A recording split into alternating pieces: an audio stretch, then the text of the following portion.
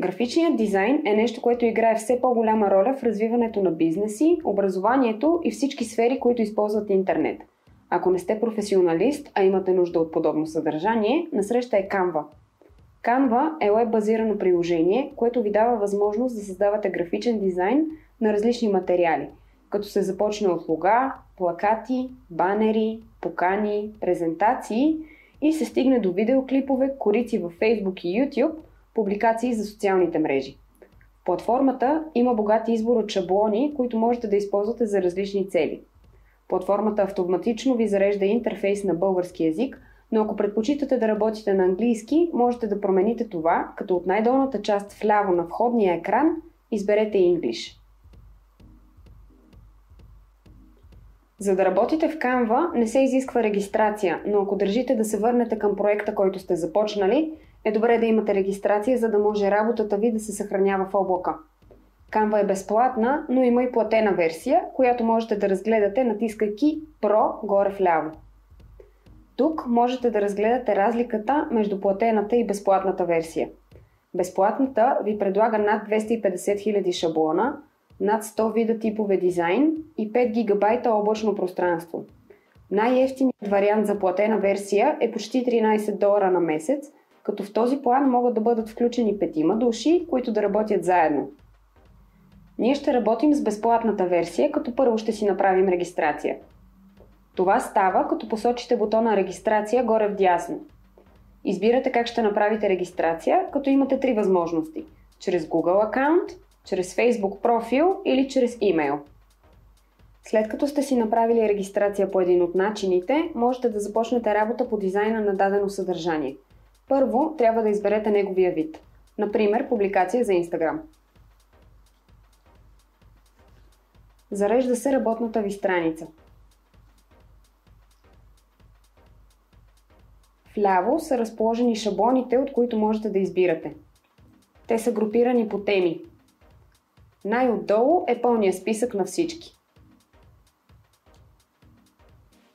Избирайки шаблон, той се появява по средата.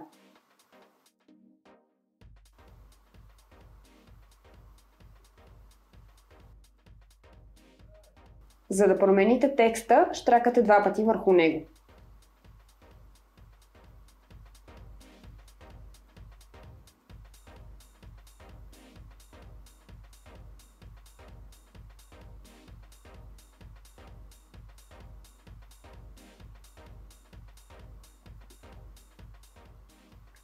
Можете да промените характеристиките на текста от появилото се меню с инструменти.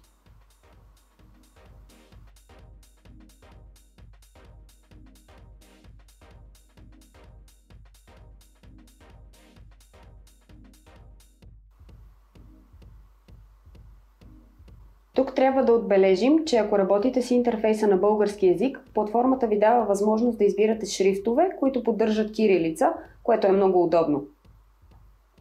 Всеки един елемент може да бъде преместен, преоразмерен или премахнат. Можете да завъртите елемент хоризонтално или вертикално, след като го изберете. Ако обектът е изображение, можете да го обръщате огледално, като използвате бутона Обръщане в менюто горе. Вляво от този бутон има бутон Изрязване, който можете да използвате, за да изрежете само част от изображението, която искате да използвате.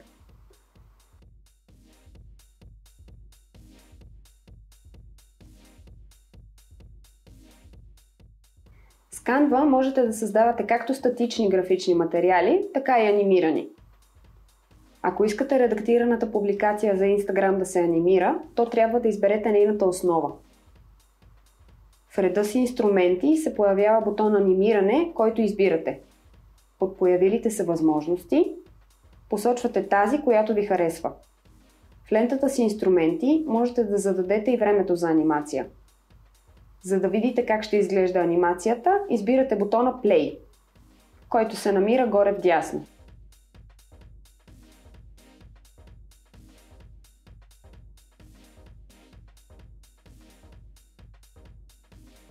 С Canva можете да построите от нулата дизайна на вашия материал, като използвате готовите елементи, изображения, музики и видеоклипове.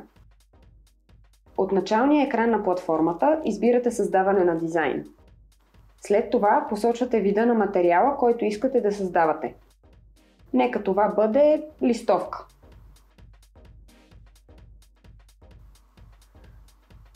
За да създадем нещо свое, ще започнем от фон. Както виждате, възможностите са много и различни. От палитрата над възможните фонове можете да изберете и едноцветен фон.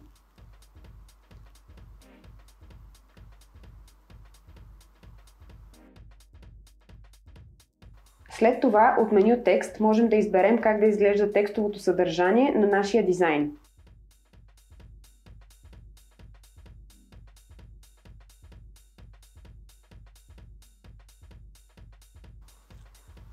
Променя се съдържание на текста и неговото оформление, ако е необходимо.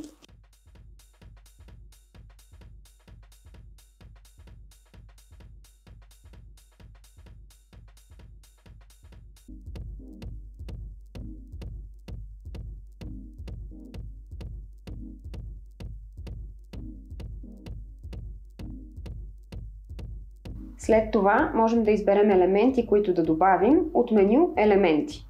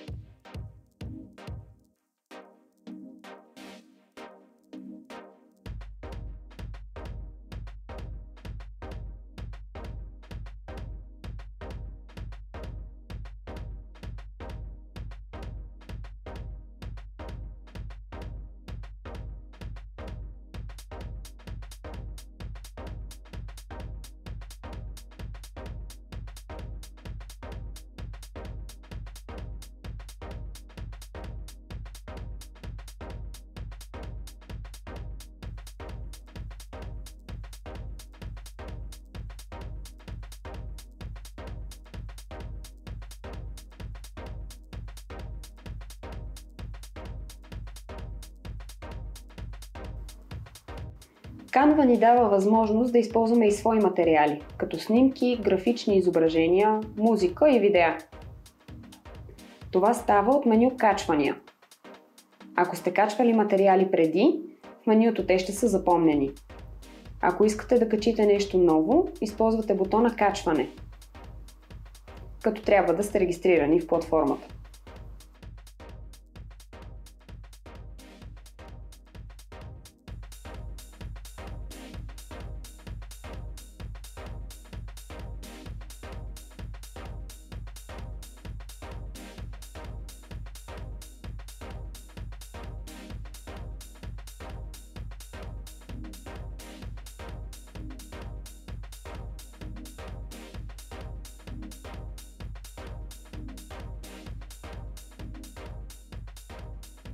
Когато сте готови с дизайна на своя материал, има няколко възможности за разпространението му, които стоят пред вас.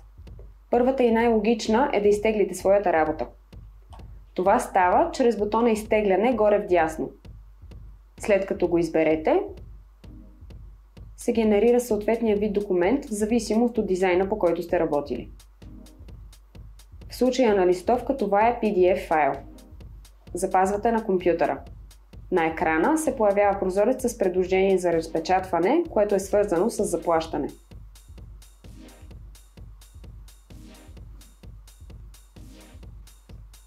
Ако работите с един или повече хора по дизайна, е добре първо да споделите създаденото, преди да го свалите от платформата.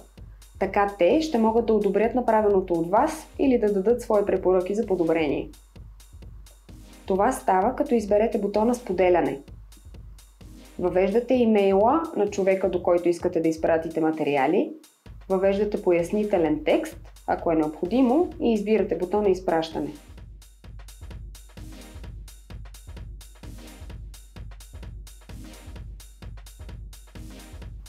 Друг вариант е да копирате адреса, водещ до материала, и да го изпратите по електронен път до съответни хора, с които работите.